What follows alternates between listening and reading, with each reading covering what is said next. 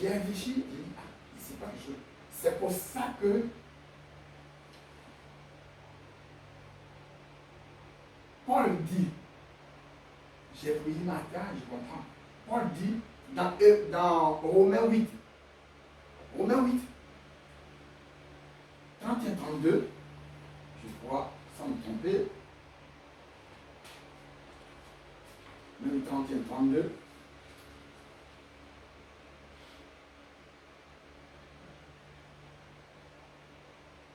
Oui, tu peux dire 31, 32. Que dirons-nous donc à l'égard de ces choses? Si Dieu est pour nous, qui sera contre nous? Lui qui n'a point épargné son propre Fils, mais qui l'a livré pour nous tous, comment ne nous donnera-t-il pas aussi toutes choses avec nous? Amen. Voilà. Je comprends pourquoi Paul dit ça. Si Dieu est pour nous, là je pourrais dire, on peut m'enlever si, hein. On peut dire comme Dieu est pour nous, n'est-ce pas? Comme Dieu est pour nous, qui sera contre nous? Lui qui n'a point épargné son propre Fils, mais qui l'a livré pour nous tous, comment nous donnera-t-il pas aussi tout cela avec nous? Ça veut dire, ce que je demande à Dieu, j'ai été sanctifié, n'est-ce pas? Je viens ensuite, je demande à Dieu, il va me donner. Amen. La chose qui se passe là, c'est une affaire de mon cœur. Une affaire de cœur. Comment mon cœur pense? Comment mon cœur réfléchit? Est-ce que j'accepte ce que la Bible dit? La parole de Dieu dit. Et souvent, on n'accepte pas. Hein? Donc, j'ai dit, ce verset a amené la perfection et pour toujours veut dire que le sacrifice de Jésus-Christ sur la croix a pris en compte tous les besoins de la race humaine. Tous les besoins des hommes. Tout. Amen. À la perfection. Hein. Pour toujours. Pour l'éternité. Tous les besoins de l'humanité. Tous les besoins de l'humanité.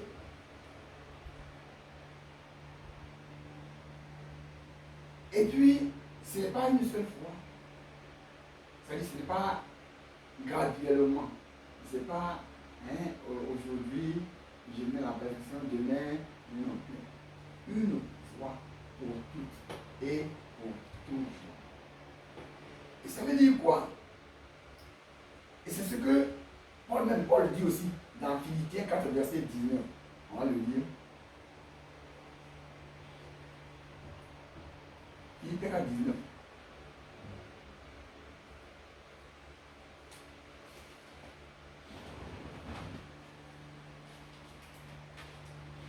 Philippiens 4, 19. Et mon Dieu pourvoira à tous vos besoins selon sa richesse avec gloire en Jésus-Christ. Voilà.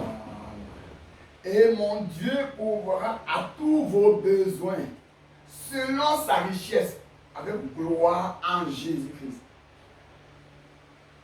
Qui peut être riche comme Dieu, plus que Dieu? Puisque c'est lui qui vient la richesse, n'est-ce pas? Et il pourvoit à mes besoins selon sa richesse. En qui? En Jésus-Christ, qui a déjà payé le prix à la croix. Amen. Amen. Mon Dieu pourvoira à mes besoins. Hein? Selon quoi? Selon sa richesse, n'est-ce pas? Si ça s'arrêtait là, mais ça ne s'arrête pas là. En qui? En Jésus-Christ, qui a accepté de faire le sacrifice. Qui a accepté le sacrifice. Amen. Amen. Lorsque Marie-Cécile dirigeait, elle a lu un passage où, en hébreu, Jésus s'est donné lui-même, n'est-ce pas? Hein? Il s'est donné. Et il a accepté de faire le sacrifice, de l'accomplir. Donc, tout est parfait là. Tout est parfait. C'est tellement important que ce que la la parole de Dieu dit, si on le garde en nous, et qu'on prend les décisions selon cela, qu'on marche selon cela, on verra la gloire de Dieu. Parce que la Bible ne ment pas. Elle ne ment pas. Ce n'est pas que nous n'aurons pas de combat. Dans ces combats, Jésus a eu le combat. Il dit, si l'on fait au bois vert, à combien plus nous serons dit au bois sec? Hein? S'ils m'ont aimé, ils vous aimeront. S'ils m'ont haï, ils vous haïront. N'est-ce pas? Donc, Jésus dit dans Matthieu 24 hein, que beaucoup seront tués. Ce n'est pas qu'on va pas, aller au supplice. On peut aller au supplice. On peut, mais la chose la plus importante, c'est en qui j'ai cru. En qui j'ai cru. C'est ça. En qui j'ai cru. Et comment j'ai cru. Comment j'ai cru. Ai-je accepté Jésus, point final, mais sans les sacrifices, sans comprendre son sacrifice, sans comprendre qu'il m'a amené à la perfection pour toujours. Moi, il m'a amené à la perfection, n'est-ce pas? Et que en lui, Dieu accomplira tout ce qu'il a, toute sa richesse en lui, Jésus-Christ. Mais pour ma vie, ça veut dire quoi? Son sacrifice là, qu'il a fait, quand il te dit, et mon Dieu pourra tous vos besoins selon sa richesse avec gloire. Tous vos besoins signifie mon corps. Il pourra mon corps, n'est-ce pas? Mon âme, mon esprit, mes sentiments, mes besoins financiers, mes besoins matériels, sa richesse. Parce que la richesse, elle se limite comment? Est-ce que la limite de Dieu, la richesse de Dieu se limite à quelque chose? Sa richesse, il dit, mon Dieu pourvoira à tous vos besoins, selon sa richesse. Selon sa richesse. Il a créé mon esprit, n'est-ce pas? Il veille là-dessus, n'est-ce pas? Il a créé mon âme. Et il regarde cela. Il créé mon corps, n'est-ce pas? Mes sentiments, ce qu'il a mis en moi. Hein? Et les finances, et les matériels, tout ce qu'il a créé là. Mais il pourvoira à cela selon sa richesse. En qui? En Jésus-Christ, parce que c'est déjà accompli. Depuis 2000 ans, c'est déjà accompli. Alors, j'ai le devoir d'accepter que je suis un fils privilégié. Je suis privilégié. Et la parole de Dieu dit que Dieu, s'il est pour nous, qui sera contre nous? Amen. Dieu est pour nous. Alors, qui peut avoir la victoire sur nous? Non. Vous savez, c'est merveilleux. Beaucoup de gens qui l'ont compris ont toujours triomphé. Toute personne qui a compris la vie de Dieu, la présence de Dieu, la gloire de Dieu dans tout, a toujours triomphé.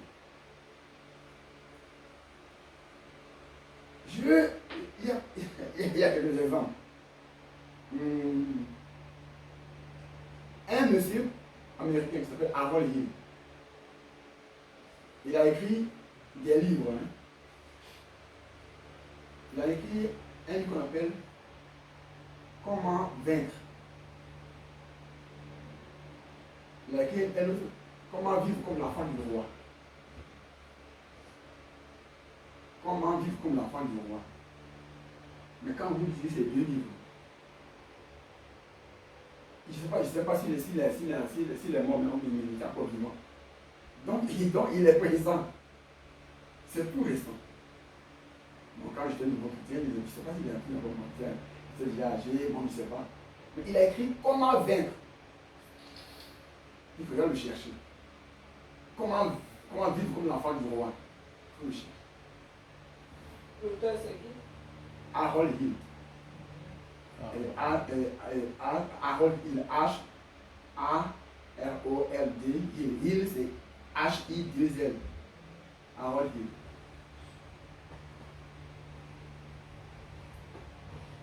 Et il y a un autre, Merlin Carotheur. Merlin Carotheur, la prison à la louange. de la prison à la louange.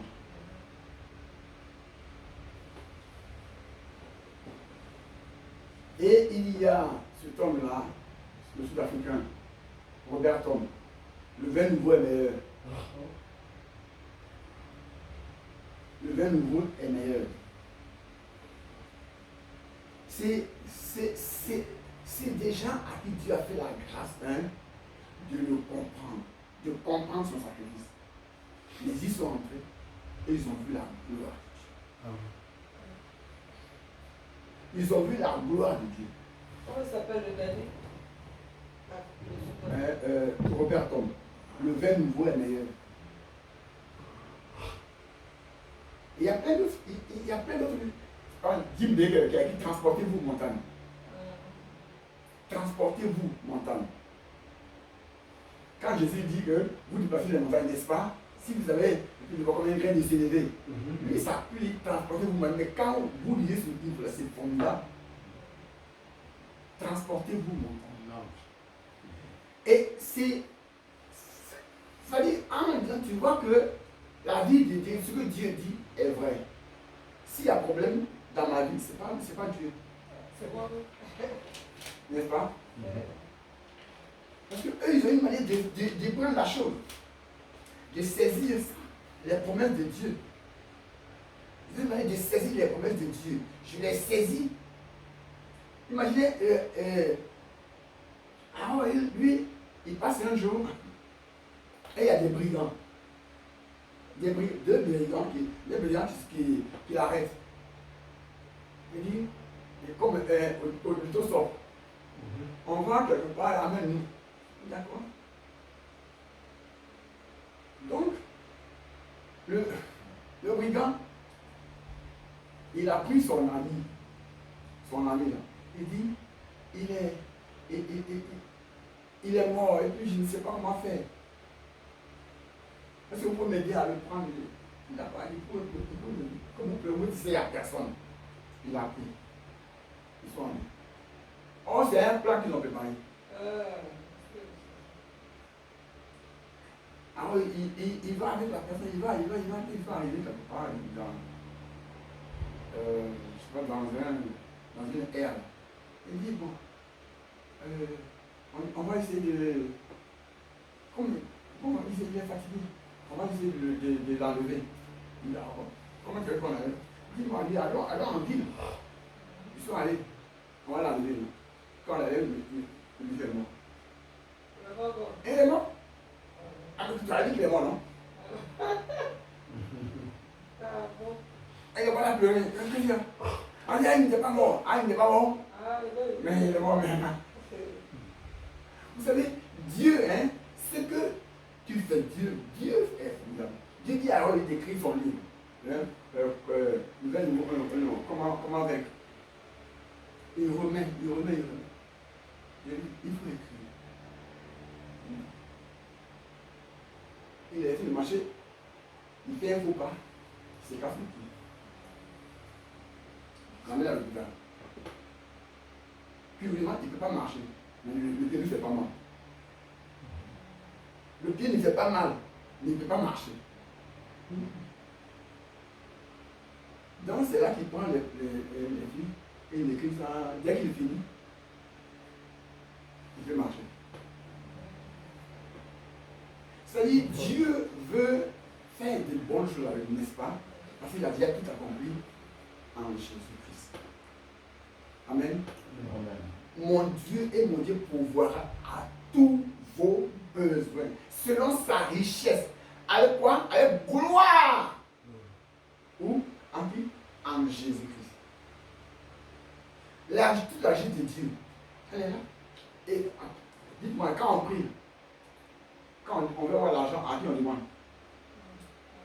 C'est pas Dieu, on demande. Pour toutes nos prières, vers qui on va? C'est lui, non? Mais on dit, il dit qu'il a ça. Il pourvoira. Mais s'il veut pourvoir, il faut que j'accepte qu'il pourvoit. Que j'accepte qu'il pourvoit. Que je ne sois pas négatif, que je ne doute pas. Parce qu'il est pourvoir. Et l'échange a été déjà fait. Dieu a changé Jésus-Christ contre la mort, contre tout ce qui est mauvais, contre l'échec, contre le trouble, contre tout, n'est-ce pas? Il a changé Jésus-Christ. Il a donné Jésus-Christ pour enlever tout ce qui est négatif. Le sacrifice de Jésus. C'est pas pour lui. C'est pas pour lui. C'est pas pour lui. Le fait que Jésus, on dit il est maudit, n'est-ce pas? Il est maudit. Est-ce qu'il remet le maudit? L'homme l'a maudit, n'est-ce pas? Et c'est pour cette raison qu'on prend la couronne d'épines, hein, et on met sur sa tête. On dit, Jésus, tu as enlevé la malédiction de la terre pour la porter sur ta tête, n'est-ce pas? Afin de mourir avec dire à l'humanité que tu as déjà tout payé. Amen.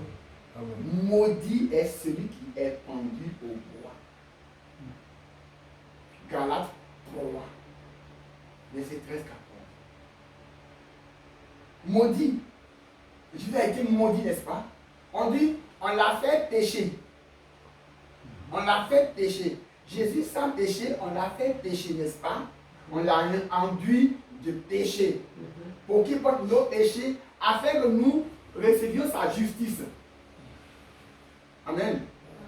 Afin que nous prenions sa justice. La justice de Dieu. On la prend dans Jésus-Christ. On la prend en Jésus-Christ. Donc, si lui, il a apporté mes péchés, je prends sa justice, n'est-ce pas? Et c'est pour ça qu'il est venu sur la terre. Donc, s'il a apporté mes péchés, ok, moi qui était péché, qui avait le péché, tout, il a tout pris, n'est-ce pas? Mais qu'est-ce qui me reste? Je prends sa justice, n'est-ce pas? C'est pour que je prenne sa justice. Dites-moi un peu, quand Barabbas, quand on dit, qui ont tué, qui ont fait grâce, ils ont dit Barabbas, n'est-ce pas? Jésus, tuons-le.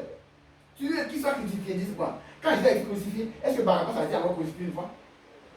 On a pris une autre fois que Barabbas a été saisi quelque part, il a été tué. Barabbas, il est libéré une fois pour toutes. Pourquoi? Parce que le sacrifice a été accompli par Jésus.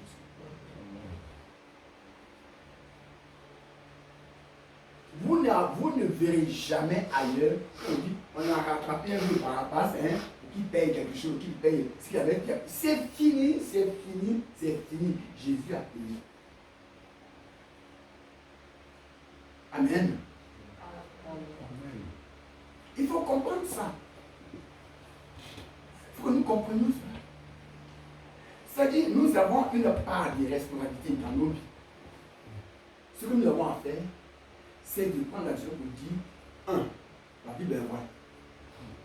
N'est-ce pas? La Bible est vraie. C'est merveilleux ce que Dieu fait. Son précieux livre est toujours vrai. Quand on y croit, il répondra. C'est merveilleux ce que Dieu fait. Je crois que la Bible est vraie. Je sais que la Bible est vraie. Elle est la parole du Seigneur. Je la serre dans mon cœur. Chaque parole de la Bible est vraie. Chaque chapitre, chaque verset, tout ce qui est dit, qui est écrit, chaque parole de la Bible, n'est-ce pas vrai? Amen. Elle est vraie. C'est à moi de la prendre, n'est-ce pas? Sinon, si je suis dans la Bible à tout moment, et que je ne crois pas, pourquoi je suis dans la... Entre nous. Si je suis dans la Bible tout le temps, la Bible parle du sacrifice de Jésus, n'est-ce pas? Tout est accompli. Tout. Il n'y a pas une partie, il dit tout. Tout est accompli. Si donc je prends la Bible, que je la lis, que je vois toutes les promesses de Dieu, et que je ne crois pas en ça, autant la déchirer puis aller ailleurs.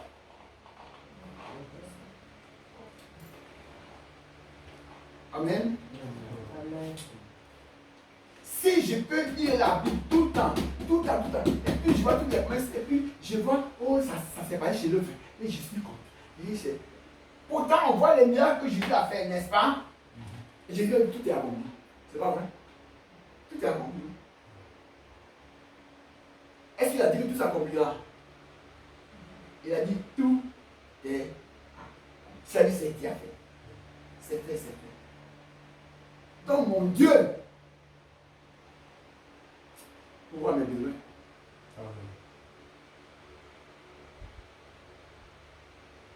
Et pourquoi mes besoins?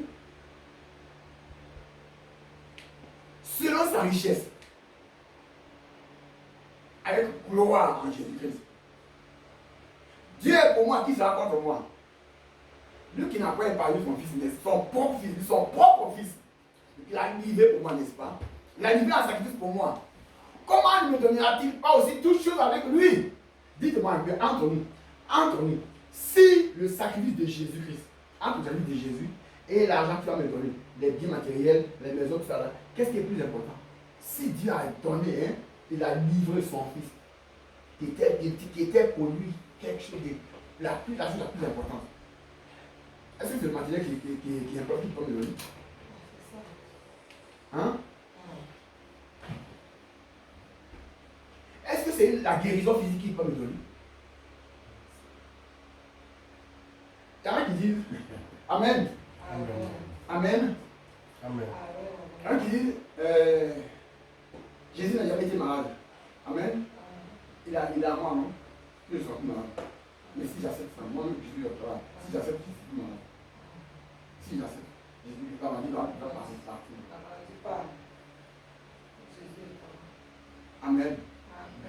Et c'est ça. C'est mon cœur d'accepter. C'est à mon cœur d'accepter ce que la parole de Dieu dit. Vous savez, nous, l'homme est bizarre. L'homme est bizarre.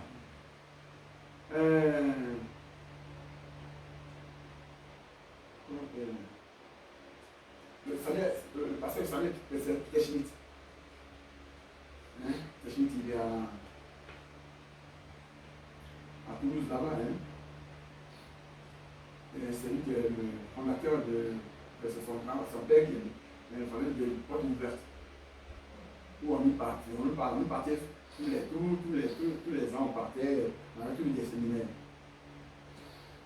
Son père s'appelle Jean. Jean Peter Schmitt. Donc, Jean, il est resté, il a des enfants. Il a des enfants, des petits-enfants, il a au moins 42.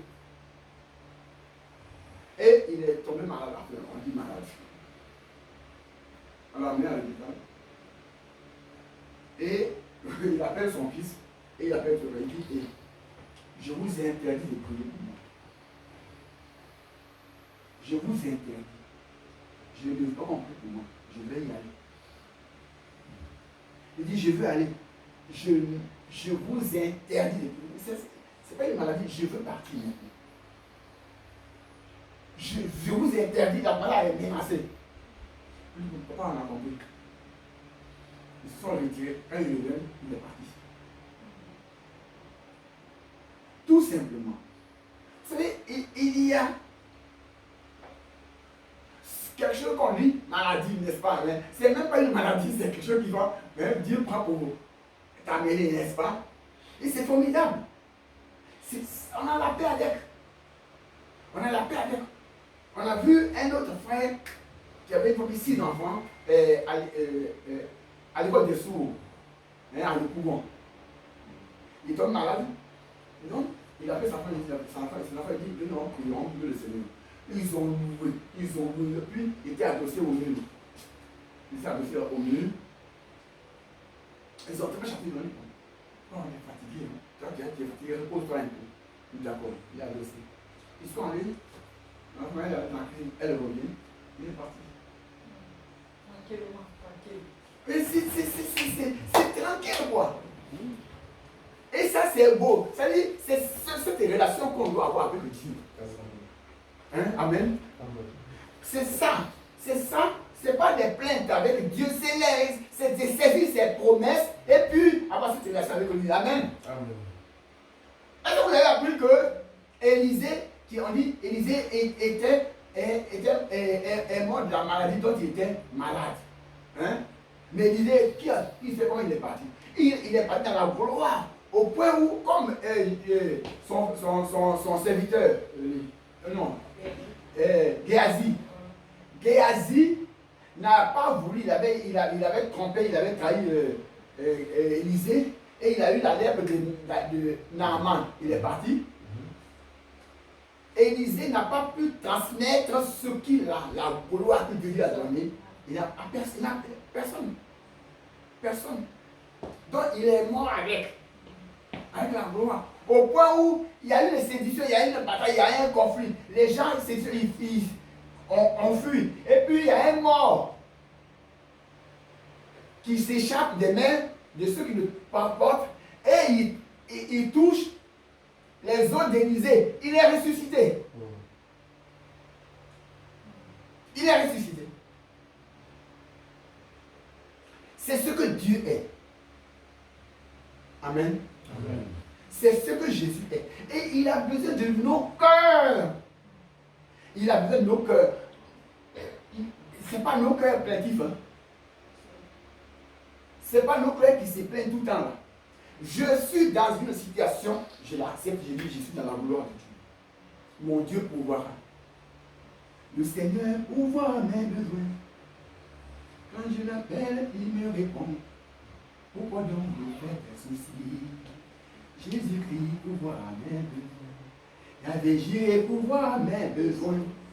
Quand je crie à lui, il est présent. Pourquoi donc me faire des soucis? Oh mon roi, pourvoit mes besoins. N'est-ce pas formidable ça?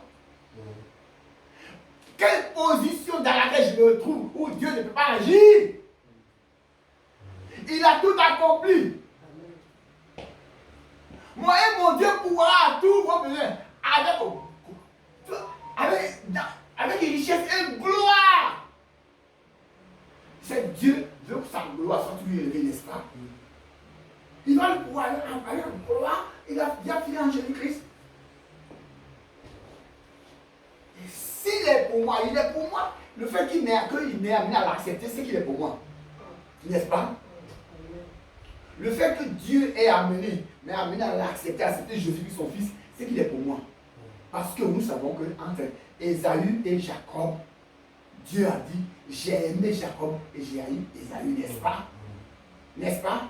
Donc Dieu choisit, il dit, je fais grâce à qui je fais grâce. Miséricorde à qui je fais miséricorde. Si Dieu m'a amené à lui par le fait de son fils, mais c'est une grâce qu'il m'a faite, n'est-ce pas? Donc il a tout accompli pour moi. C'est moi qui lis la Bible qui sait que tout est accompli. Est-ce que le musulman lit la Bible et il voit tout est accompli? L'homme de Vaudou, est-ce qu'il voit tout est accompli? Il y a eu le tsunami et puis chez les Indiens là. Et leur Dieu là, comment on appelle? Du soleil. Hein? Et du soleil. Leur Dieu, il y a un. Ils adorent Dieu là. L'éléphant. Il y a leur Dieu, un Bouddha, un Dieu est cassé, il est cassé comme ça. Hein? Et il est cassé. Il est coupé par le. Il prend la moitié, il cherche, il cherche l'autre moitié. Et il cherche l'autre moitié. Mais c'est que c'est Dieu. Vous voyez? Dieu m'a fait la grâce de ne pas chercher ce lieu, de ne pas être dans ça. C'est une grâce. Non, tu peux naître indien, n'est-ce pas? Tu peux naître en Inde. Tu peux naître chez les musulmans, tu peux être Ben Laden. Zakawi à Bounidal. Et puis tu es dedans. Hein? N'est-ce pas? Mais si tu fais la grâce d'être là, quelle grâce! Amen. Quelle grâce! Jésus m'a aimé. Quelle grâce! Jésus m'a aimé. Quelle grâce!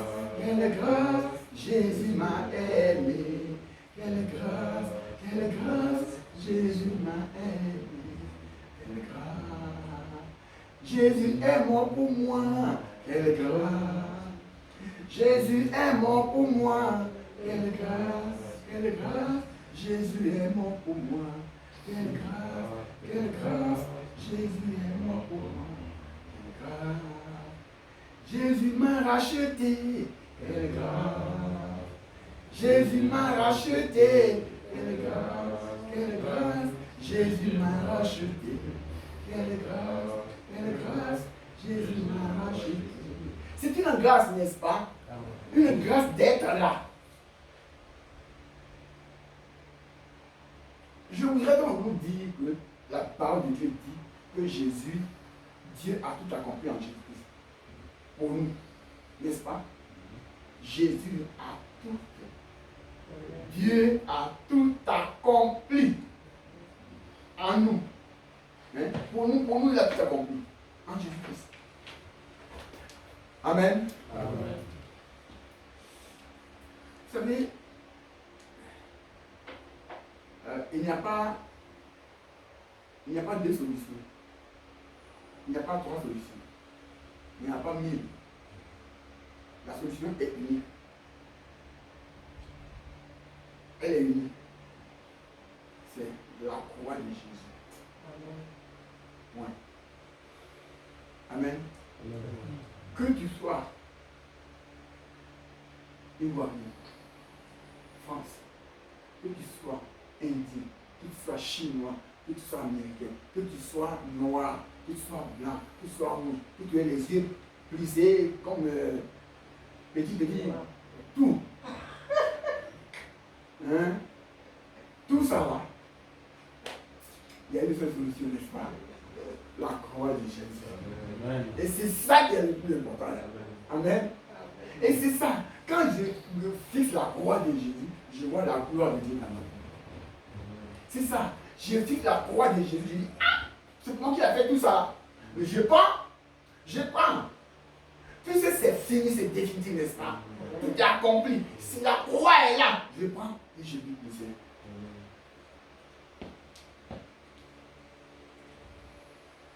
Un jour, je peux rester en 71. Non, en 91. Je priais. Je disais au Seigneur, je dis, Seigneur, donne-moi d'aimer comme tu veux qu'on aime. Donne-moi d'aimer comme tu veux qu'on aime. Si tu n'es pas prêt à aimer, tu n'es pas prêt, mon frère. Je dis, Seigneur, donne-moi d'aimer comme tu veux qu'on aime. Et les gens ont commencé à me persécuter. Les gens ont commencé à me persécuter. Mais dans l'église. Des fois, j'ai rien fait. Mais j'ai dit, mais j'ai pleuré, j'ai dit, Seigneur, c'est quoi? Je ne peux pas réagir. Mais je suis là, on me dit, aïe! On écrit des rapports, j'ai ces rapports-là. On écrit des rapports sur moi. Je pleure, j'ai dit, Seigneur, j'ai fait quoi? Je prie, j'ai prié. Pendant 5, 6, 7 mois, Dieu n'a rien dit. Dieu ne dit rien. Et puis un jour, j'étais encore fatigué, je priais, j'étais encore à-dessous près de mon lit, j'étais là, puis j'ai absolument prié. J'ai soupiré. Puis j'entends le nom. Ce n'est pas toi qui as prié pour aimer. Je dis, hein, tu étais là? C'est Dieu là? Et on me dit, regarde. Regarde. Je lève les yeux. J'étais là, le plafond là, tout est là. Je suis là. Après, on me dit, regarde. Je lève les yeux. Je vois Jésus sur la croix. Le sang défiguré, le sang, tout, la sueur, tout. J'aimerais crier. Et le Seigneur me dit, il dit, tu vois, là où je suis, ce n'est pas parce que j'ai volé, j'ai rien volé. Je n'ai pas triché. Je n'ai pas pris la famille de quelqu'un. Je n'ai pas menti. Je n'ai pas tué. Je n'ai rien fait. Je suis venu là parce que j'ai aimé. Je suis là parce que j'ai aimé. Tu veux venir là, non? Après, tu veux aimer comme moi j'aime, non? Comme je veux que tu aimes, non? Après, tu vas venir ici. Après, tu vas venir là. Si tu veux aimer, après, tu vas venir là. Et dis, tout ce qu'on te fait là, si tu ne le fais pas et que tu ne fais pas pour eux, comment tu peux faire dire que tu aimes? N'est-ce pas? Il faut qu'on te fasse ça. Il fallait qu'on te fasse ça. Afin que tu comprennes que quand on n'aime pas parce que l'autre est bon. On n'aime pas parce qu'il m'aime. On n'aime pas parce qu'il me fait du bien. J'aime. Ouais. Il dit j'ai aimé. Mais je vois Jésus, je vais crier. Il dit Seigneur, c'est difficile, c'est difficile. Mais quand je dis, il dit Dieu est aimé, apprête-toi à venir là. Apprête-toi à venir à la croix. Amen. Je ne suis pas encore arrivé à ce. Mais souvent, si je n'arrive pas à réagir quand les gens agissent comme ça, dans ma vie, je suis obligé de. Souvent, c'est quelque chose que j'ai appris. Si tu veux aimer, apprête-toi à venir là, à aller à la croix. Comment sauras-tu que tu y aimes si on te persécute pas, si on ne fait pas quelque chose, si on ne fait pas des rapports, des mauvaises choses contre toi, et que tu les as, que tu pries pour eux? C'est ça. C'est ça. Et tout ça, Jésus a accompli ça. N'est-ce pas? Amen. Il n'a pas accompli que le bien, hein, il a accompli aussi le mauvais côté, n'est-ce pas? C'est-à-dire changer le côté en bien, le mauvais côté en bien. La haine, hein, en bien, n'est-ce pas? Jésus a dit, aimez vos ennemis, n'est-ce pas? Comment sera-t-il que tu aimes si il a dit, mais les païens font les mêmes choses, si tu aimes ceux qui t'aiment. Les païens font la même chose, n'est-ce pas? Non, il n'y a pas d'amour, non? Mais aime ceux qui ne t'aiment pas. Aime-les. C'est lourd. C'est lourd. Mais Jésus a tout accompli. Amen. Amen. Seulement, n'acceptons pas leur position négative. Leur sorcellerie n'a pas. Jésus a tout accompli. Il a accompli la sorcellerie, il a vaincu la sorcellerie, n'est-ce pas? Il a tout vaincu. On pense qu'il est positif. Amen. Réveillons-nous. Tout, quelle que soit ta position, musulman, que tu viennes du musulman, mais tes parents sont sorciers, tes parents, tout. Fixe une seule chose, la croix de Jésus. Parce que à cette croix, sur cette croix-là, tout est accompli. Sur cette croix, tout. Il n'y a rien qui passe sans être accompli. Tout est accompli. Amen. C'est ton cœur. Accepte. Et tu verras la gloire. L'impossible de l'impossible. L'impossible. On est dans un pays, une nation où tout est devenu compliqué, n'est-ce pas? Tout est devenu dur. Mais Jésus, la croix, sur la croix, tout est accompli. Les portes des bénédictions sont ouvertes parce que Jésus les a ouvertes. Il a vaincu la malédiction pour toi, pour moi, n'est-ce pas? Il a vaincu l'échec. Il a vaincu toute la maladie, tout ce qui est mauvais. Il a tout accompli. Amen. Amen.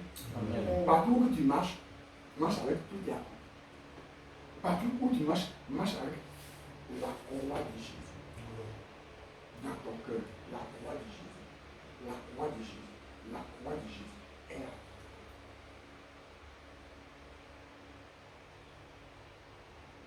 Tout le monde dit, à la croix, je suis sauvé. À la croix, je suis sauvé. Comment ça? Au nom de Jésus-Christ, à la croix, je suis sauvé. Croix, j'ai la victoire. À la croix, j'ai la victoire. Au nom de Jésus-Christ, à la croix, j'ai la victoire. On chante souvent tout ça, hein? Mais est-ce qu'on chante avec sachant une chose, la croix de Jésus, Dieu a pourvu à tous mes besoins. Tout. Parce qu'il a accompli ça. Romains 8, 31, 32, on a lu. Si Dieu est pour moi, qui sera contre moi? Lui qui n'a point épargné son propre fils, mais qui l'a livré pour moi. Comment ne donnera-t-il pas aussi tout chose avec lui? Il dit tout. Oh, mais c'est fini, donc c'est clair. N'est-ce pas? C'est clair. C'est clair. Avant de prendre la décision,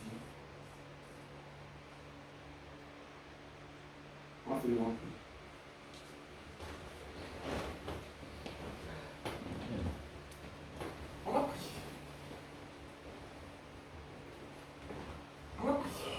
le Seigneur. C'est-à-dire, on a trop entendu beaucoup de ces choses. Et puis, on a toujours été négatif. Cette fois-là, rends-nous positif. On est fatigué. Rends-nous positif. Parce que ce que tu dis est vrai. Tout est accompli. Et tu as tout donné pour moi, ma vie. Pourquoi je suis encore dans ces choses négatives? Non. Je prends tout ce qui est accompli. Prions le Seigneur.